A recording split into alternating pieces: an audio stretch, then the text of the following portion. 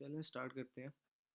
अच्छा, आज का जो सेशन है ना, वो बेसिकली उसके ऊपर था, साइकोलॉजी के ऊपर। जैसे कि मैंने पहली अनाउंसमेंट में आप सबको बताया था कि आज हम लोग साइकोलॉजी बेसिस के ऊपर सेशन करेंगे। क्योंकि जो प्रीवियस सेशन था अनफॉर्चुनेटली उसकी रिकॉर्डिंग नहीं हो सकी, तो मैंने कहा कि एक सेशन और कर लेते हैं इस टॉपिक के ऊपर, ताकि लोगों को ज़्यादा ब्रीफिंग मिल जाए और थोड़ा बहुत जो हमने उस सेशन में डिस्कस किया है वो भी यहाँ पर हम रिपीट कर लेंगे। तो बेसिकली जो हमारा प्रीवियस सेशन था वो थोड़ा सा चिट चैट सेशन कह लें आप, या उसके अंदर हमने मोस्टली क्वेश्चन आंसर्स ही लिए थे, या जो लोगों के क्वेश्चंस थे उनको ब्रीफ किया था, या दूसरी डिफरेंट चीज़ें थी। साथ कुछ एक साइकोलॉजी की टिप्स थी और चंद एक मार्केट की लाइव एग्जांपल्स थी। तो आज भी कोशिश करेंगे कि हम वैसे ही सेशन को कंटिन्यू करें। साथ साथ आप लोग के क्वेश्चंस चैट में या माइक ओपन करके आते रहेंगे तो उनको भी साथ ब्रीफ करते रहेंगे। साथ में अपने मार्केट एक्सपीरियंसेस भी आप लोगों के साथ शेयर करता रहूँगा आज, क्योंकि आज की क्लास ही साइकोलॉजी के ऊपर है, तो इसके ऊपर ज़्यादा चार्ट बेस्ड टीचिंग करने का कोई फ़ायदा नहीं है। ज़्यादा यही हमारा होगा कि हम अपने एक्सपीरियंसेस शेयर करेंगे आप सबके साथ। अस्सलाम वालेकुम। जी वालेकुम अस्सलाम। अच्छा सर जी, मैं ये फर्स्ट सेशन है जो मैं ज्वाइन कर रहा हूँ आपके साथ। मैंने वो वैसे जो अनाउंसमेंट वगैरह थी वो सारी देखी थी। जी तो जी। वो जो पहला सेशन था उसकी रिकॉर्डिंग हमारे पास यूट्यूब पे भी अवेलेबल थी, लेकिन जो सेकंड सेशन हुआ था वो मिस हो गया था हम्म। मेरे से। जी तो उसकी रिकॉर्डिंग वगैरह भी नहीं थी, तो उसके जी। बारे में भी डिस्कस करेंगे आपके साथ। हाँ जी, जो सेकंड सेशन था ना वो बेसिकली एक नॉर्मल आप कह लें चिट चैट सेशन था, या उसमें लोग क्या नाम है, क्वेश्चन आंसर्स को ब्रीफ किया गया था। इस तरह की बेसिक चीज़ें थी। साथ चंद एक मैंने लाइव मार्केट एग्जांपल्स दिखाई थी। वो कोई ख़ास टॉपिक रिलेटेड सेशन नहीं था जिस पे हमने कोई स्पेसिफिकली डिस्कस किया था। वो सिर्फ एक नॉर्मल सेशन था, लेकिन अनफॉर्चुनेटली उसकी वीडियो नहीं रिकॉर्ड हो सकी, तो वो यूट्यूब पे नहीं अपलोड हुआ। जी ठीक है। अच्छा, आपको मेरी स्क्रीन शेयर हो रही है? एक दफ़ा कंफर्म कर दें। अच्छा, बेसिकली मैं आज चंद एक वो बातें डिस्कस करूँगा जो मैं फॉलो करता आ रहा हूँ after being a bit consistent with the market. मैं इन चीज़ों को फॉलो कर रहा हूँ और इन्हीं चीज़ों को फॉलो करके मैंने अपना एक पोर्टफोलियो बिल्ड किया है, या कह लें एक शॉर्ट टर्म कंसिस्टेंसी बिल्ड किया है, जिसने मुझे काफ़ी ज़्यादा हेल्प की है यहाँ तक आने में। तो आज हम उन चीज़ों के ऊपर डिस्कस करेंगे जो कि बेसिकली है रिस्क मैनेजमेंट, और क्या नाम है अपना, साइकोलॉजी को कैसे कंट्रोल रखते हैं। तो स्टार्ट करते हैं रिस्क मैनेजमेंट से, कि आपने अगर स्पेसिफिकली उनके लिए जो फंडेड ट्रेडर्स हैं, अगर आप फंडेड अकाउंट ट्रेड करते हैं तो उसको उसके ऊपर आपने अपना रिस्क कैसे मैनेज करना है, लिख लेते हैं। अच्छा, तो बेसिकली अगर आप फंडेड ट्रेडर हैं तो आपको पता होगा कि उसके अंदर एक फिक्स अमाउंट ऑफ रूल्स होते हैं। अब कहने को तो हम 5K का अकाउंट, 10K का या 50K का अकाउंट ट्रेड कर रहे होते हैं, लेकिन इन रियलिटी हमारे पास जो एक गिवन ड्रॉ डाउन होता है उतनी ही अमाउंट होती है। ये सिर्फ एक साइकोलॉजिकल प्ले होता है कि हमें 5K की अमाउंट दिखा के हमारी साइकोलॉजी के साथ एक ट्रिक प्ले की जाती है कि हम काफ़ी बड़ा अकाउंट ट्रेड कर रहे हैं। तो ये इतनी सी एक सिर्फ टर्म है जो फंडेड वालों के लिए काफ़ी ज़्यादा फैसिनेटिंग है, या जो लोग फंडेड अकाउंट ट्रेड करते हैं उनको काफ़ी ज़्यादा फैसिनेटिंग लगती है। तो कोई ख़ास फ़र्क नहीं है। लेकिन हाँ, अगर आप $25 में इवन $500 का अकाउंट ट्रेड कर रहे हैं, 500 से बड़ा 5K का है, क्योंकि उसका ओवरऑल आपका ड्रॉडाउन 500 का है, तो 25 और 500 इज़ वर्थ इट। तो आप इसको ऐसे यूज़ कर सकते हैं। अच्छा, अब हम अपनी रिस्क मैनेजमेंट के ऊपर आते हैं कि हमने इस चीज़ को, जो रिस्क है इसको कैसे डिफाइन करना है और कैसे मैनेज करना है। अब एग्जांपल के तौर पे आपका जो अकाउंट साइज़ है वो है 10K।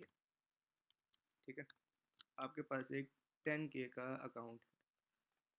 हम इसको यहाँ पर लिख लेते हैं। अब इनिशियली अगर आपने 10K का अकाउंट बाय किया है, विद दैट 10K अकाउंट आपने पर ट्रेड क्या रिस्क लेना है और किस तरह आपने अकाउंट स्टार्ट करना है। तो मैं हर किसी को यही सजेस्ट करता हूँ कि हमेशा जो अपने चैलेंज फेजेस हैं, फेज़ 1 फेज़ 2, या अगर आप 3 फेज़ अकाउंट ट्रेड कर रहे हैं तो चैलेंज फेजेस के ऊपर हार्ड ड्रा करें। हार्ड रहने से मुराद है कि आप अपना रिस्क बढ़ाएं और उसके ऊपर एक हाई रिस्क के ऊपर ट्रेड किया करें। जब आप फंडेड हो जाए, फंडेड पे जाने के बाद अपना रिस्क कम कर दें, जैसे 0.5% या कभी बहुत हाई प्रोबेबिलिटी सेटअप के ऊपर 1% या मोस्टली 0.5% पे रहा करें।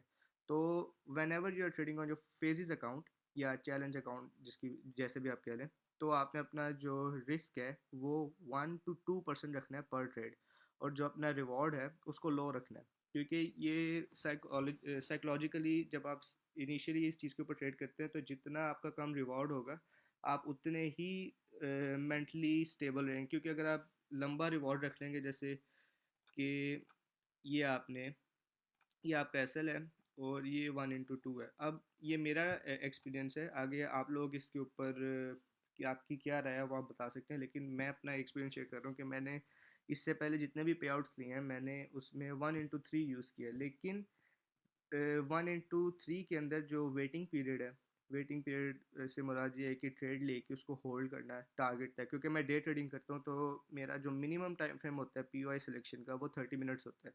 तो अब एक 30 मिनट्स के टाइम फ्रेम के ऊपर आपने एक पीओआई डिफाइन किया है, फिर आपने उसके ऊपर ट्रेड लिया है, और ऑब्वियसली जो आपका स्टॉप लॉस है वो एसटीएफ के हिसाब से ही सेट होगा, एलटीएफ के हिसाब से नहीं मैं स्टॉप लॉस सेट करता।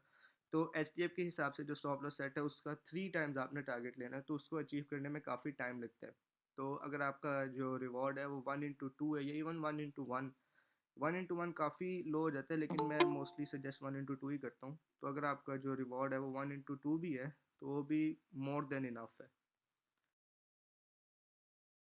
अच्छा, यहाँ तक किसी को कोई बात नहीं समझ आई तो वो एक दफ़ा पूछ सकता है, या बता दे कि क्लियर है, ताकि फिर मैं आगे कंटिन्यू करूँ। ओके, क्लियर, चलिए ठीक है। अच्छा, तो आपका जितना एक फिक्स्ड रिस्क टू रिवॉर्ड रहेगा, जो कि कम होना चाहिए, कभी मैं ज़्यादा प्रेफर नहीं करूँगा, क्योंकि अगर आप आईसीटी देख के आ रहे हैं तो आईसीटी वाले तो कहते हैं मिनिमम 1 into 3 होना चाहिए।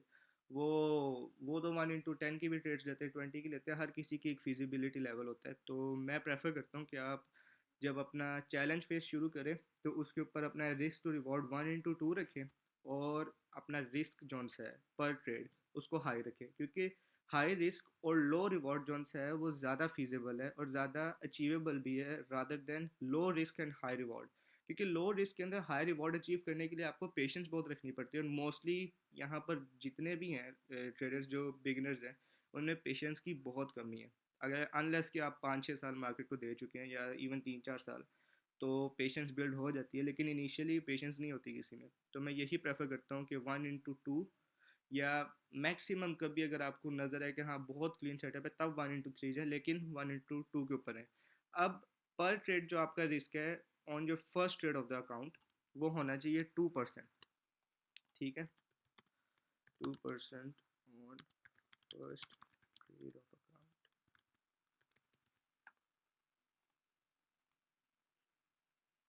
ठीक है, अब आपने इनिशियली जब ट्रेड करनी है अपने अकाउंट के ऊपर, तो आपकी जो फर्स्ट ट्रेड होनी चाहिए वो 2% के ऊपर होनी चाहिए। अब एग्जांपल के तौर पे आपने 2% पे ट्रेड दिया 10K के अकाउंट पे, तो आपका जो रिस्क है वो $200 बनता है। अब आपके रिस्क के हिसाब से जो आपका रिवॉर्ड है वो $400 बनता है। अब ये ईजीली अचीवेबल है, और इसमें कोई इतनी मुश्किल चीज़ नहीं है। स्पेसिफिकली अगर आप डे ट्रेडिंग कर रहे हैं, तो आजकल जितनी वॉलेटाइल हुई है मार्केट, इतना टारगेट ईजिली अचीवेबल है।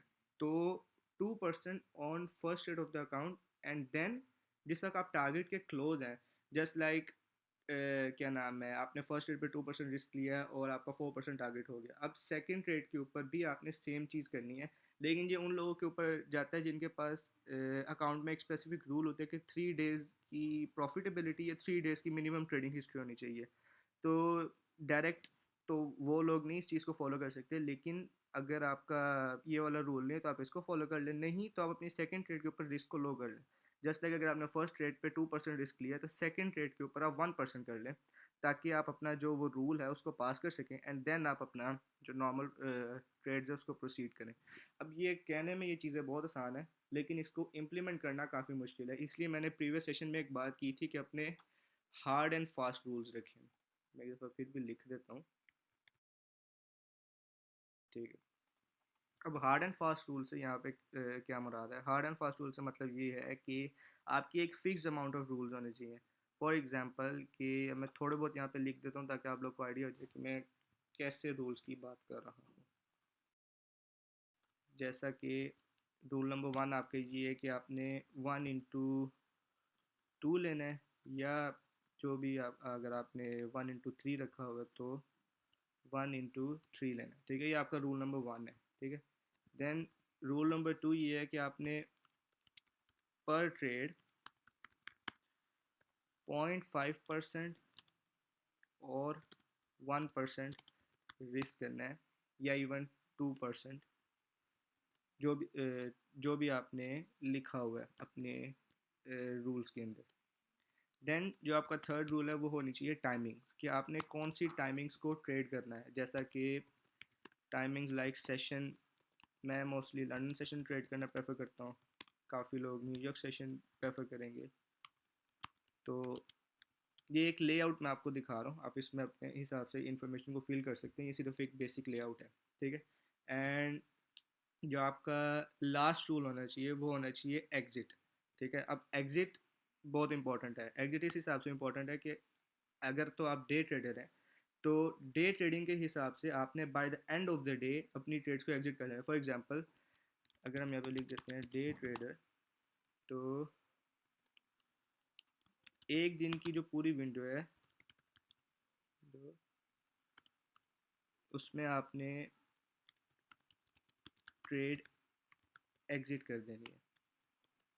अब यही चीज़ दूसरे ट्रेडिंग टाइप्स के ऊपर भी वेरी करती है। जैसे कि अगर आप स्कैल्पर हैं तो विद इन 2 to 3 आवर्स, क्योंकि स्कैल्पर मोस्टली सेशन ट्रेड करते हैं। अगर आपने लंदन सेशन देखा है तो मोस्टली आजकल 1 PM पे मेरे ख्याल से लंदन सेशन ओपन हो रहा है, वरना पहले 12 पे होता था। तो 12 to 5 जो विंडो होती है वो उसके दरमियान अपने ट्रेड्स को होल्ड रख सकते हैं, उससे ज़्यादा नहीं जाते। और जो डे ट्रेडर्स होते हैं, अगर उन्होंने एशिया में मतलब ट्रेड लिए, तो वो अपनी एक स्पेसिफिक विंडो क्लोज होने से पहले, मतलब कि जो डे वन की कैंडल है उसको क्लोज होने से पहले वो ट्रेड होल्ड रख सकते हैं। तो ये आपका एक एग्जिट रूल होता है।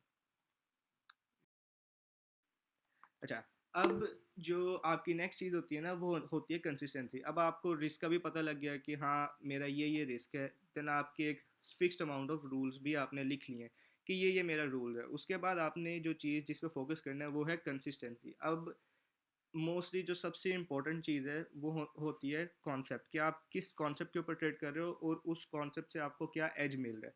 अब यहाँ पर मैं एक वो भी लिख देता हूँ।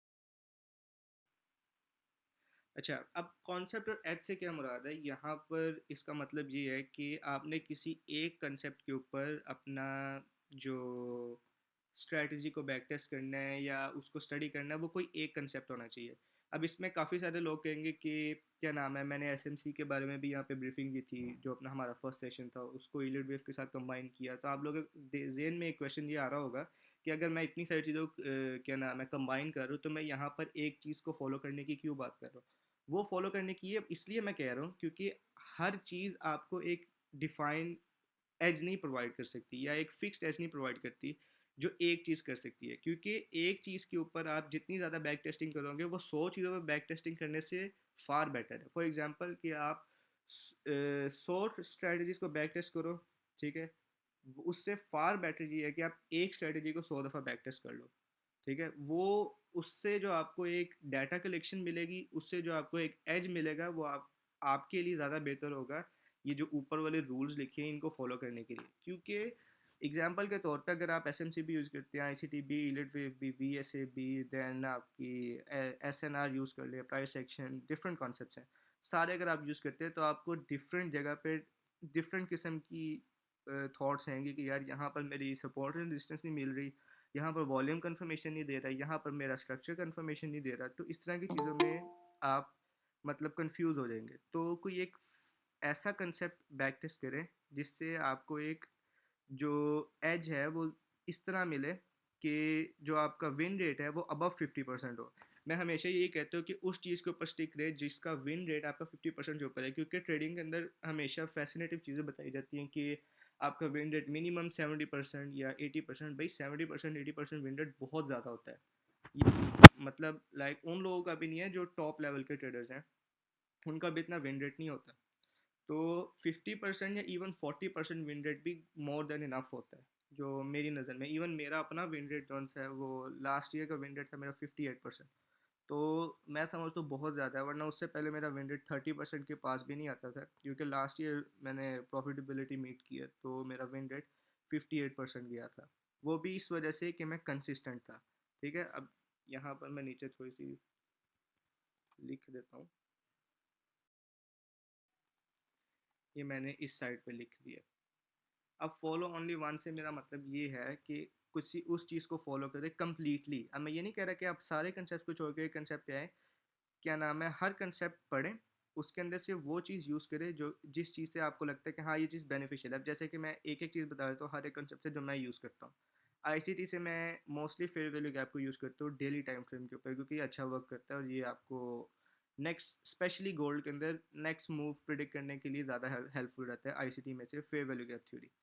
एसएमसी की मैं स्ट्रक्चर मैपिंग यूज़ करता हूँ मोस्टली। एसएमसी अपने पीओआईज की वजह से फेमस है, लेकिन मुझे एसएमसी का जो स्ट्रक्चर है वो ज़्यादा क्लीन लगता है और उसको यूज़ करना भी ज़्यादा आसान है, तो मैं एसएमसी से स्ट्रक्चर को यूज़ करता हूँ। वीएसएस से मैं मोस्टली हाई वॉल्यूम यूज़ करता हूँ, हाई वॉल्यूम की एक थ्योरी है पूरी, मैं वो यूज़ करता हूँ। देन ईलर वेव से मैंने पहले भी बताया था कि मैं सिर्फ इसको एज अ कॉन्फ्रेंस यूज़ करता हूँ एसएमसी के स्ट्रक्चर को वेरीफाई करने के लिए लॉन्ग टर्म में। प्राइस एक्शन से मैं सपोर्ट एंड रेजिस्टेंस यूज़ करता हूँ। इससे आपका जो पीओआई की वैलिडिटी है और वहाँ पर अगर मैं वॉल्यूम का थोड़ा सा एक कॉम्बिनेशन यूज़ करूँ तो मुझे एक ज़्यादा क्या नाम है एज मिल जाता है। अब इसमें से एक चीज़ है जिसमें मैं सबसे ज़्यादा हैवीली रिलाई करता हूँ, वो है वीएसए। ठीक है, अब वीएसए पे मैं हैवीली इसलिए रिलाई करता हूँ क्योंकि वीएसए को ही यूज़ करके मैं कंफर्मेशन लेता हूँ, और कंफर्मेशन में भी मेरी सेम चीज़ यूज़ होती है जो कि हाई वॉल्यूम थ्योरी है। अब हाई वॉल्यूम को मैं मोस्टली यूज़ करता हूँ कंफर्मेशन के लिए। अब ये नहीं कि हर ट्रेड में मैं वीएसए ही यूज़ करता हूँ, लेकिन मैं मोस्टली रिलाई करता हूँ वीएसए में, इसलिए वीएसए मेरा एज है। मैंने यहाँ पे ये दो वर्ड्स इसलिए लिखे हैं कि एक कॉन्सेप्ट है और एक है एज। कंसेप्ट हमें सारे पता है, लेकिन कोई एक कंसेप्ट होगा जो हमारे लिए एज की तरह साबित होगा, वो मेरे लिए वीएस है। अब बाकी आप लोगों के लिए क्या है, वो आप लोग बैक टेस्टिंग करेंगे, अपने पास डाटा कलेक्ट करेंगे, तो आपको पता लगेगा कि कौन सा स्पेसिफिक कॉन्सेप्ट आपके लिए एज प्रोवाइड करता है।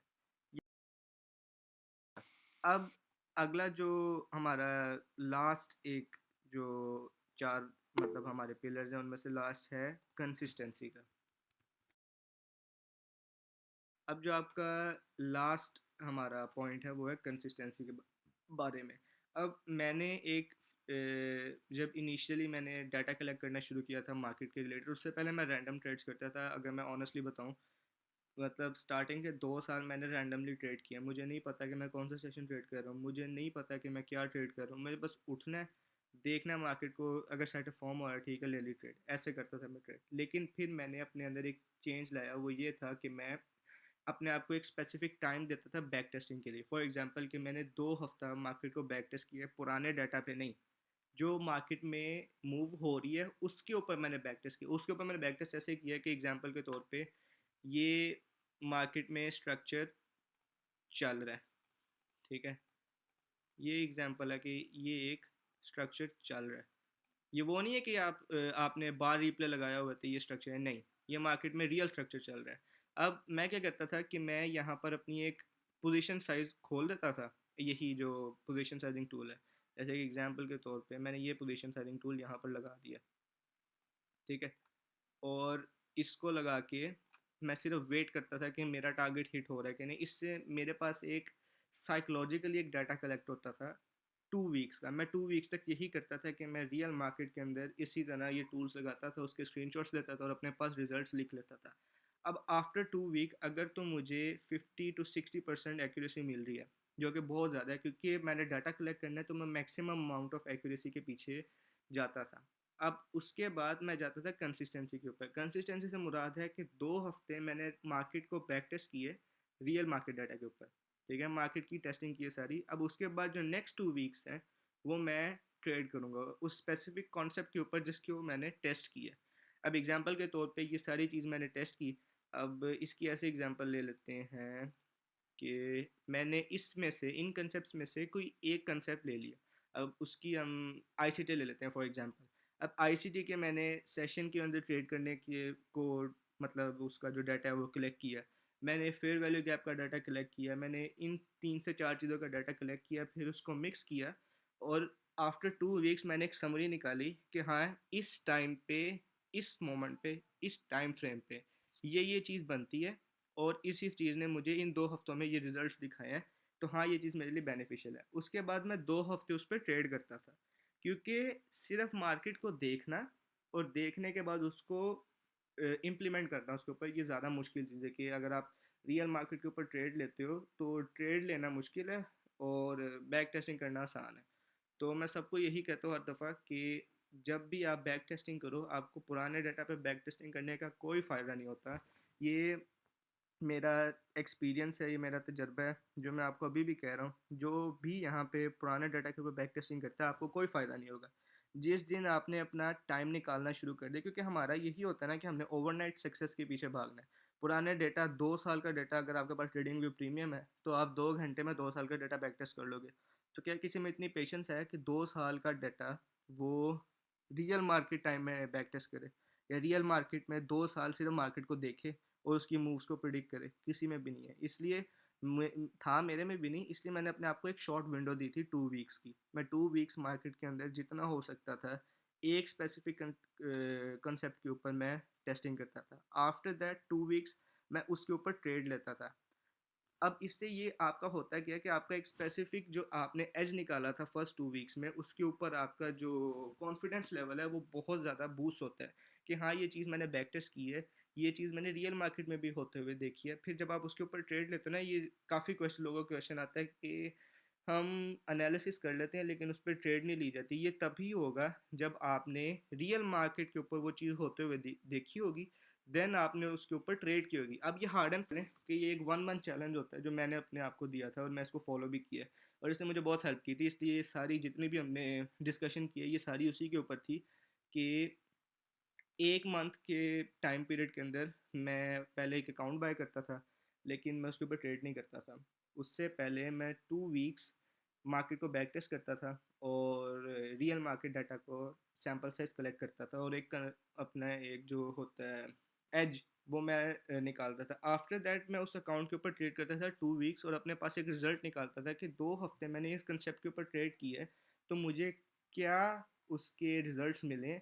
अगर तो पॉजिटिव रिजल्ट्स होते थे तो मैं उसको नेक्स्ट मंथ भी कैरी करता था, क्योंकि ऑब्वियसली मार्केट जो पिछले साल थी वो अब नहीं है, जो अब है वो अगले साल नहीं होनी। तो मार्केट बदलती रहती है और आपको बदलती मार्केट के साथ बदलना पड़ता है। जो लोग समझ रहे हैं कि जो हमने पिछले साल मार्केट देखी थी उसी को यूज़ करते हुए हम अभी वाली मार्केट के ऊपर ट्रेड कर लेंगे, तो ऐसे नहीं होगा। कंसेप्ट वही रहता है, सारी चीज़ें वही रहती है, लेकिन आपको अपने देखने का नज़रिया बदलना पड़ता है। जैसे कि अभी प्रीवियसली क्वेश्चन आया था, मेरे ख्याल से डिस्कॉर्ड में एक मेंबर है मंसूर, उन्होंने किया था कि अब तो ऑलमोस्ट हर जगह पे 500 हज़ार पिप की मूवमेंट हो रही है, तो इस तरह तो हम ट्रेड नहीं ले सकेंगे। उनके पास फंडेड अकाउंट था, तो उनको मैंने तब भी एक ही बात कही थी जो मैंने प्रीवियस सेशन में की है कि पिप्स की जगह आप रिस्क के पीछे भागें। अब एग्जांपल के तौर पे आपने, अगर आपका एसएल बन रहा है 10 पिप का, तो 10 पिप के ऊपर अगर आपने $100 रिस्क करने हैं तो आपकी लॉट बनेगी एक की। ठीक है, ये सिंपल है। अब अगर आपका जो एस एल है वो करंट मार्केट के हिसाब से अगर 1000 पिप है, ठीक है, तो 1000 पिप के ऊपर आपकी जो लॉट साइज बनेगी वो 0.01 की होगी। तो आपने लॉट साइज के पीछे नहीं भागना, ना पिप्स के पीछे भागना है, आपने एक डिफाइंड रिस्क को कैलकुलेट करना है और उसको लेके आपने ट्रेड करनी है। तो ये आपको ज़्यादा बेनिफिट देगी। अब इस चीज़ को अगर हम, ये नीचे मैं लिख देता हूँ, फिर इसका स्क्रीनशॉट ले लेते हैं ताकि वो फिर बाद में आप लोग को सब में शेयर कर दूँगा। मैंने इसका स्क्रीनशॉट ले लिए, जो मैं आप लोग के साथ अब उधर सर्वर में शेयर कर दूँगा। तो इसको आप एज अ 1 मंथ चैलेंज कह लें, या जैसे भी कहना, आप इसमें टाइम पीरियड एक्सटेंड कर सकते हैं। कि एग्जांपल के तौर पे मैं 2 वीक्स अगर टेस्ट करता था, आप 1 मंथ कर लें और नेक्स्ट 1 मंथ आप उसके ऊपर ट्रेड कर लें, तो ये आपके ऊपर डिपेंड करता है। लेकिन मैं इसको 1 मंथ चैलेंज की तरह यूज़ करता था, तो इसको भी आप ऐसे यूज़ कर सकते हैं। ये उन लोगों के लिए जिन लोगों से ट्रेड नहीं ली जाती, या जिन लोगों में कंसिस्टेंसी नहीं है, क्योंकि कंसिस्टेंसी लाने के लिए आपको पहले एक चीज़ के ऊपर ट्रस्ट बिल्ड करना होता है, और वो ट्रस्ट तभी आता है जब आप रियल मार्केट में उसको सक्सेसफुल होते हुए देखते हैं। रियल मार्केट में उसकी सक्सेस होने से मुराद ये है कि आप एक सेटअप को लाइव मार्केट के ऊपर आपकी फेवर में जाता हुआ देख रहे हैं ना, वो आपके लिए ज़्यादा बेनिफिशियल होगा, ना कि ये जो आपने मतलब पुराने उसके ऊपर देखा है जो बार रिप्ले लगा के आप लोग यूज़ करते हैं। तो इससे आपका ट्रस्ट भी बिल्ड होता है, एंड देन आपको ट्रेड लेने लेते टाइम भी ये चीज़ मतलब कह ले आपके अंदर एक कॉन्फिडेंस लाती है कि हाँ मैंने ये चीज़ रियल मार्केट में होती हुई लाइव देखी है, तो अब मैं इसके ऊपर ट्रेड भी ले सकता हूँ। तो ये सारी एक कंक्लूजन थी कि आप ये बेसिकली एक फंडेड अकाउंट के रिलेटेड है कि आप फंडेड अकाउंट को कैसे ट्रेड कर सकते हैं और अपने अंदर ट्रेड लेने की एबिलिटीज़ और ट्रेड लेने का कॉन्फिडेंस कैसे पैदा कर सकते हैं। तो ये सारी उस चीज उसके ऊपर थी। अब यहाँ तक किसी को कोई चीज़ नहीं समझ आई तो वो पूछ ले। देन हम आगे साइकोलॉजी टिप्स के ऊपर चलते हैं कि मार्केट में क्या क्या आपने सीखना है, किस किस तरह, और एक लर्निंग लूप से कैसे फ्री होना है, फिर आगे उस पर डिस्कशन करते हैं। अच्छा, बेसिकली ये सारा करने के बाद ना जितनी मेरी जो अपकमिंग डिस्कशन है वो सारी इसी के ऊपर होगी कि मार्केट के अंदर आप लोग किस किस तरीके से लर्निंग लूप से स्पेशली अवॉइड कर सकते हो आप लर्निंग लूप को। अब आप इन सारी तीन चीज़ों को बोल रहे हैं, रिले पे बैठे हुए हैं, जिसने अभी अभी ट्रेडिंग स्टार्ट की है, तो उसके लिए सबसे पहले ये चीज़ आनी चाहिए, कॉन्सेप्ट, कि उसने कौन सा कंसेप्ट यूज़ करना है और कौन से कंसेप्ट के ऊपर उसने अपना एक एज डेवलप करना है। तो मैं सबको यही कहता हूँ कि किसी एक चीज़ के पीछे मत भागें। जब आपने ट्रेडिंग स्टार्ट की है, एटलीस्ट 1 ईयर आप अपनी लर्निंग को डेडिकेट करें कि 1 साल आप एटलीस्ट मार्केट में सिर्फ सीखें। क्योंकि मुझे अपना पता है, मैंने जो एसएमसी थी, एसएमसी मैंने with in like 2 to 3 months मैंने सीखी थी। आफ्टर दैट मुझे फैसिनेट किया गया था आईसीटी के बारे में, even though ICT is like a shit concept है, मैं यही कहता हूँ। क्योंकि उसमें मोस्टली एक सारा कंसेप्ट ही फैसिनेशन के ऊपर है। आप फेयर वैल्यू गैप को देखोगे तो फेयर वैल्यू गैप के 10 किस्म के नाम हैं, लेकिन पर्पस एंड पे फेयर वैल्यू गैप ही है हर चीज़ का। ऑर्डर ब्लॉक के 10 से 15 नाम है, लेकिन purpose in the end order block ही है। तो इस वजह से मुझे उस कंसेप्ट से चिढ़ भी आती है या मुझे वो पसंद नहीं है। लेकिन जब मैं जिस वक्त फैसिनेट हुआ उस चीज़ पे, तो मैंने उसके ऊपर मोर देन 6 मंथ्स लगाए। मैंने आईसीडी की 2016 2017 हर चीज़ मैंने देखी। देन आफ्टर दैट मैंने आईसीडी को साइड पे किया, मैंने वीएसए स्टार्ट किया, वीएसए देखना शुरू किया। और if I be honest, VSA के अंदर भी मोस्टली चीज़ें क्रैप है। क्रैप से मुराद ये है कि वीएसए में आपको एक वो होती है यार, एक स्ट्रक्चर और ना एक वॉल्यूम को यूज़ करके वो लोग मार्केट को प्रिडिक्ट करते हैं। वो तो बिल्कुल एक यूजलेस किस्म किस्म का ना कॉन्सेप्ट है। देन उनकी एक जो सबसे वीएसए की मतलब जो सबसे ज़्यादा फैसिनेटिंग चीज़ है ना, या जो सबसे ज़्यादा यूज़फुल है, फैसिनेटिंग नहीं यूज़फुल कह लें, वो हाई वॉल्यूम थ्योरी है। अब हाई वॉल्यूम थ्योरी इस तरीके से यूज़फुल है कि आप उसको यूज़ करके रियल मार्केट में एग्जॉशन प्रिडिक्ट कर सकते हो।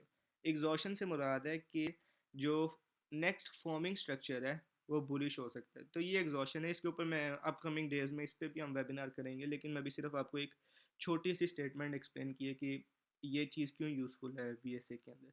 देन वीएसए के बाद मैंने ईलिड वेव स्टडी की। ईलिड वेव भी मेरा कोई प्लान नहीं था स्टडी करने का, लेकिन अगेन फैसिनेशन आई, तो मैंने ईलिड वेव को भी स्टडी किया। प्राइस सेक्शन तो बेसिक है, वो काफ़ी सारे लोगों को पता है। प्राइस सेक्शन तो समझ लें इंस्टाग्राम पे ही सारा प्राइस सेक्शन ही होता है, जो रील्स आती हैं। तो ईलिड वेव को स्टडी किया। ईलिड वेव में भी बहुत ज़्यादा कम्प्लेक्सिटी है। If I be honest again, Elliott wave बहुत कॉम्प्लेक्स है। अगर आप कहीं बाहर देखेंगे या इवन पीडीएफ्स में भी ईलिड वेव अवेलेबल है, तो वो बहुत कॉम्प्लेक्स है। उसके अंदर आपको मतलब कोई 10,000 किस्म के पैटर्न्स मिलेंगे कि अगर मतलब आपकी ये वेव ऊपर जा रही है तो उसका एक मतलब ऐसे पैटर्न बनना है, देन उसने नीचे आना है, देन एक pattern and this and that.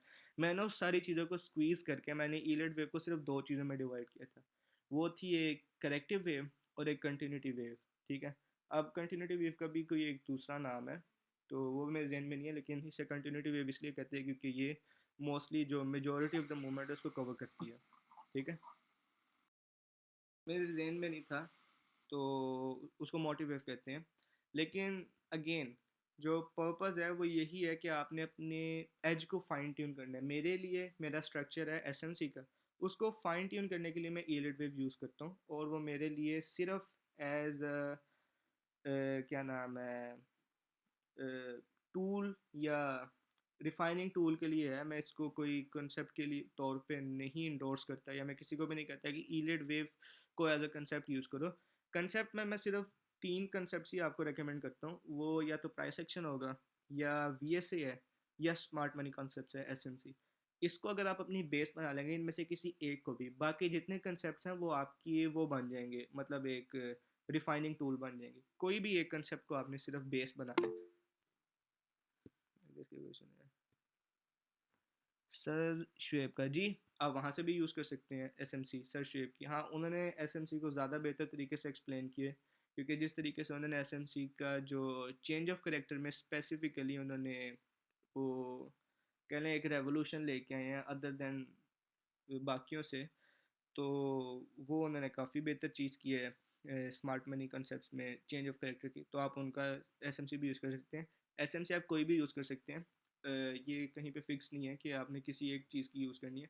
हाँ, लेकिन आप उनकी यूज़ कर लें वो ज़्यादा बेहतर है, या मैं रेकमेंड करता हूँ कि आप उस एसएमसी को आप यूज़ कर लें। अच्छा, है कैसा हम कॉन्सेप्ट के ऊपर बात कर रहे थे आगे, हाँ साइकोलॉजी। अच्छा, तो मैं कॉन्सेप्ट के ऊपर बात कर रहा था, वो यही था कि आपने अपना कोई एक कंसेप्ट उसको बेस बनाना है, बाकी कंसेप्ट आपके लिए सिर्फ एक रिफाइनिंग टूल बन जाएंगे। जैसे कि मैंने एक और चीज़ ऐड की थी, एफ आर वी पी, वो मैं यहाँ पे लिखना भूल गया हूँ, लिख लेते हैं एफ आर वी पी। ठीक है, अब वो जो फिक्स रेंज वॉल्यूम प्राइस है ना, ये वाला, इसकी मैं बात कर रहा हूँ, ये भी एज ए एक रिफाइनिंग टूल आप यूज़ करें। इसको भी लोग मोस्टली इसको कंसेप्ट के तौर पे यूज़ कर रहे हैं आजकल। इतनी भी आप यूट्यूब वीडियोस देख लें, ये मतलब ईलिड वेव को कंसेप्ट के तौर पे यूज़ करते हैं, और उन उन लोग का इस तरह का होता है कि अगर वो ट्रेड कर रहे हैं ना, तो उनका जो स्टॉप लॉस है वो होता है इतना सा, और इतना उनका टारगेट होता है। तो इसको तो मैं प्योर फैसिनेशन कहता हूँ। देखो, उनके लिए वर्क करती है, करेगी, लेकिन ये हर किसी के लिए नहीं वर्क करती। आपने एक इन दी एंड एक मीडियम लेके आना है जो ऑलमोस्ट हर किसी के लिए वर्क करे। तो ये चीज़ें फैसिनेशन है या मास्टरी है, और मास्टरी, इस तरह की मास्टरी अचीव करने के लिए आपको 15-20 साल ट्रेड करनी पड़ती है, फिर जाके आप इतना क्लियर किस्म का एज डिफाइन कर पाते हो। तो इसको तो नहीं मैं इतना रिकमेंड करता, स्पेशली यील्ड वेव को एज अ बेस कंसेप्ट। तभी मैं यही कहता हूँ कि एस एम सी ईजी है, इवन आईसीटी भी इजी नहीं है, लेकिन कंपेयर टू यूलिट वेव आईसीटी भी इजी है। वीएसए की भी चंद एक टर्म्स इजी हैं, तो आप इनको यूज़ कर लें, बाकी कंसेप्ट अगेन आपकी फाइन ट्यूनिंग बन जाएंगे। जी, यहाँ तक किसी का कोई क्वेश्चन? रिमेम्बर जर्नलिंग को थोड़ा डिफाइन कर दें, जर्नल कैसे करना अच्छा हाँ, जर्नल बेसिकली मैंने लास्ट डिस्कॉर्ड के बारे में आप लोगों को बताया था कि डिस्कॉर्ड में आप अपना एक प्राइवेट सर्वर बना लें।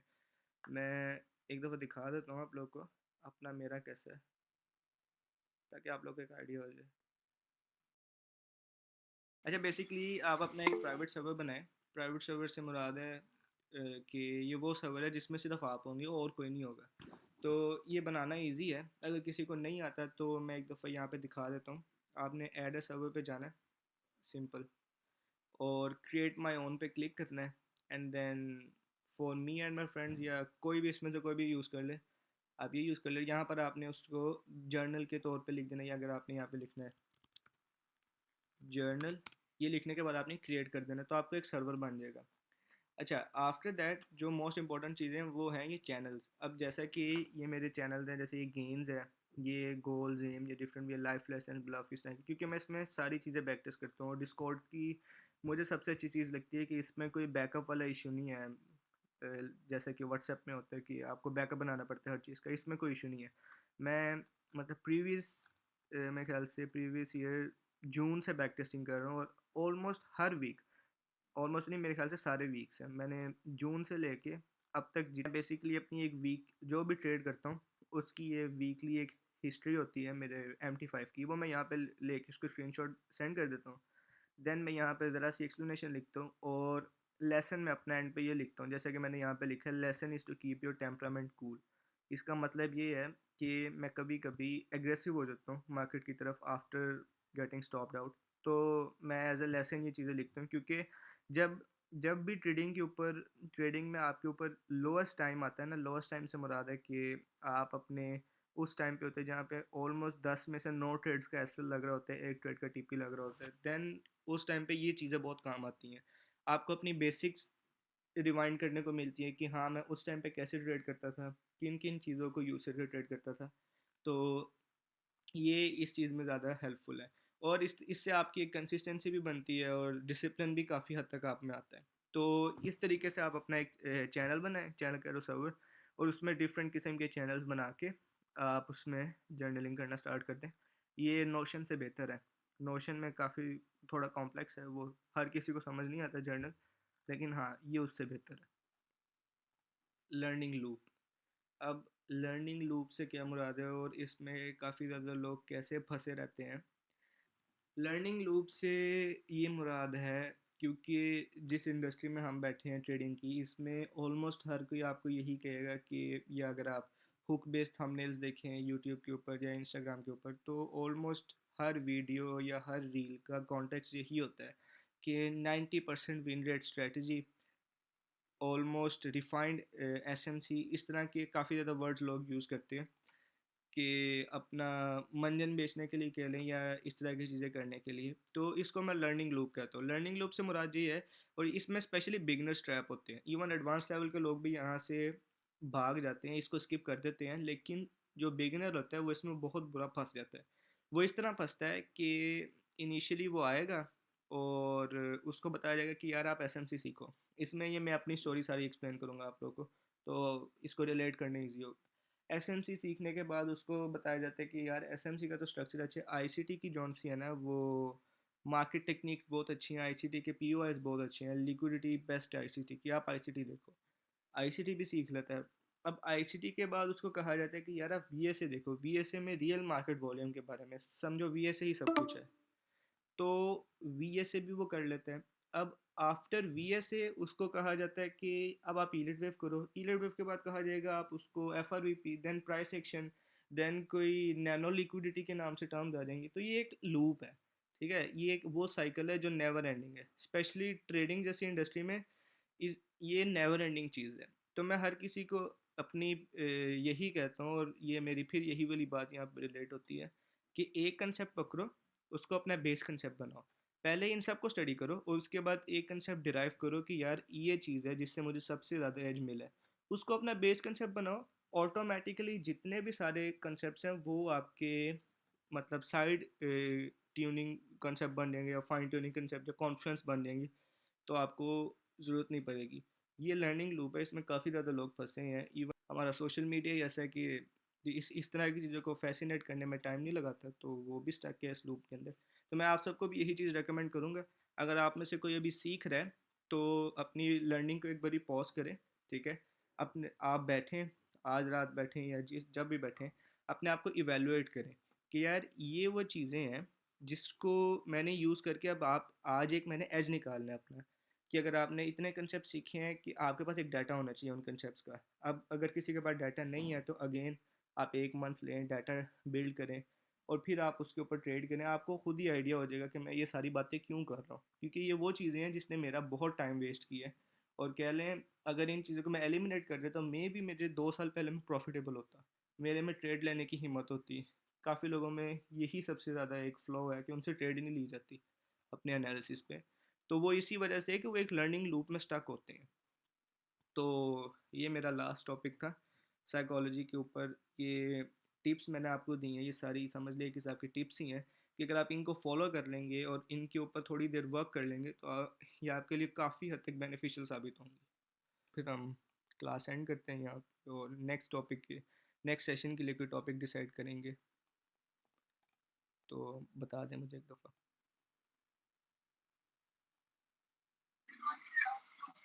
थैंक यू सर आज के सेशन के लिए। वेलकम। चलें फिर आई गेस किसी का कोई। नेक्स्ट सर सजेशन एफआरवीपी पे हो जाए तो। हाँ जी, एफआरवीपी के ऊपर होपफुली इस वीक पे मैं वीडियो बनाऊंगा कि एफआरवीपी को कैसे यूज़ करते हैं। सर हर 2 वीक में डाटा कलेक्ट करना ज़रूरी है? नहीं, हर 2 वीक में नहीं है। मैंने आपको कहा है कि ये वो चीज़ है जिससे आपने बेस बनानी है, क्योंकि आप एक बारी ये कर लेंगे तो इसको बार बार करने की ज़रूरत नहीं पड़ेगी। तो आप एक दफ़ा इसको करें, या 1 मंथ कर लें या 2 मंथ कर लें, तो ये आपके लिए इनफ होगा। जी, एफआरवीपी के ऊपर मुझे काफ़ी ज़्यादा लोगों ने कहा भी है, और इसके ऊपर मैं इंशाल्लाह इस वीक नहीं तो कमिंग वीक कोशिश है कि इस वीक में कर लूँ। इसके ऊपर एक मैं वीडियो बनाऊंगा जो यूट्यूब पे आएगी। तो बेसिक्स है, बेसिक ही है ये, इतना कोई मतलब कोई ख़ास टूल नहीं है। तो इसमें जो 2-3 चीज़ें हैं, सेटिंग्स हैं और इसको यूज़ कैसे करते हैं, किन-किन पॉइंट्स पे यूज़ करते हैं, वो सारा उस वीडियो में एक्सप्लेन्ड होगा। ठीक है? बस मुझे यही पूछना था। जी। बाकी मुझे तो कोई नई चीज़ नहीं सीखनी, मुझे ये पता लग गया इतने टाइम में कि जो सीखा हुआ उसी की प्रैक्टिस करो तो काम चलेगा। हाँ जी। ये बेसिक बेसिक सारी आज की डिस्कशन का ना साइकोलॉजी के ऊपर एंड मैंने यही करना था कि जितना आपने सीखा अगर आप उसी को फाइन ट्यून कर लेंगे ना, आपको कहीं और जाने की या किसी मेंटोरशिप की जरूरत नहीं पड़ेगी, ट्रस्ट। नहीं, मैंने कोई मेंट से रियली मैंने कोई मेंटरशिप नहीं ली। हाँ, मैं फिर भी एक बारी मैंने क्लियर कर मार्केट रहा में हूँ। बैठ के मुझे अंदाजा हुआ है कि ये प्रैक्टिकल ऐसी चीज़ है कि आपको मतलब हाँ, थोड़ा बहुत नॉलेज आपको लेना पड़ेगा, लेकिन आपको वही वाली बात है, किसी एक चीज़ पे स्टिक होके आपको उस पे प्रैक्टिस करनी पड़ेगी। हाँ जी, आपको सक्सेसफुल होने के लिए कोई भी चीज़ हो, कुछ भी हो, फिर वो चाहे कोई भी काम हो, आपको उसमें कंसिस्टेंसी दिखानी पड़ती है, क्योंकि आए दिन नई से नई चीज़ें आ रही हैं। तो हर चीज़ के अंदर अगर आप अपने आप को इन्वॉल्व करेंगे, फिर तो पैसे भी बन चुके हैं और हम भी प्रॉफिटेबल हो चुके हैं। हाँ, बिल्कुल ऐसे ही है, ऐसे ही। चलें। चलें, बहुत-बहुत शुक्रिया, आपसे बात करके अच्छा लगा। वेलकम। चलें फिर सेशन एंड करते हैं। होपफुली ये सेशन आप सबके लिए हेल्पफुल रहा होगा और काफ़ी कुछ सीखने को भी मिला होगा। तो अगले सेशन के लिए आप लोग मुझे टॉपिक्स बता दें सर्वर के अंदर, ताकि फिर हम उस हिसाब से उन टॉपिक्स के ऊपर डिस्कशन कर लेंगे। चलें फिर ये क्लास एंड करते हैं। अपना ख्याल रखें सब। Thank you.